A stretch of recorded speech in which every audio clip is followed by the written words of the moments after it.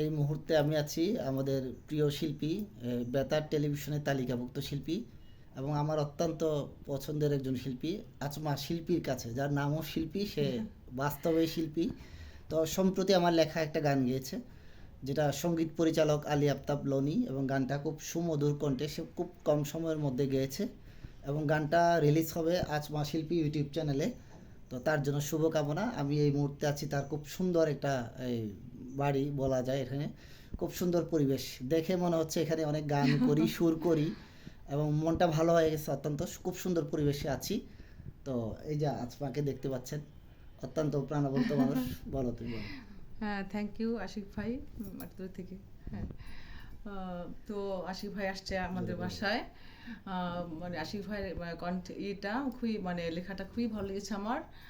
Lonely ভাইয়ের সুর করা গানটা হঠাৎ করেই, মানে খুব কম সময়ে গানটা করেছি। আমার খুব ভালো লেগেছে। আশা করি দর্শক আপনাদেরও ভালো লাগবে। ইউটিউব চ্যানেলে আজমা শিল্পী ইউটিউব চ্যানেল থেকে রিলিজ হবে এটা গানটি। সবাই আমাদের জন্য দোয়া করবেন, আশিক ভাই জন্য দোয়া করবেন, আমার জন্য দোয়া করবেন। আল্লাহ হাফেজ।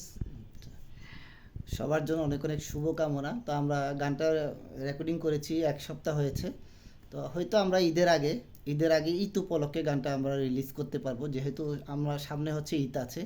তো ঈদের নতুন গানটা আমরা মিক্স মাস্টার শেষ করে শুটিংয়ে যাব। তো শুটিংয়ে বরাবরই দেখতে পাবেন যে গায়িকা সেই নায়িকা, গানটা সে গায়িকা সে নায়িকা, সে মডেলিং করবে গানটার সাথে। তো আজমা শিল্পী ইউটিউব চ্যানেলের সাথে থাকবেন এবং আমাদের সাথে থাকবেন, বাংলা গানের সাথে থাকবেন। সবার জন্য শুভকামনা। আল্লাহ হাফেজ, বাই আল্লাহ হাফেজ বাই। সবাইকে।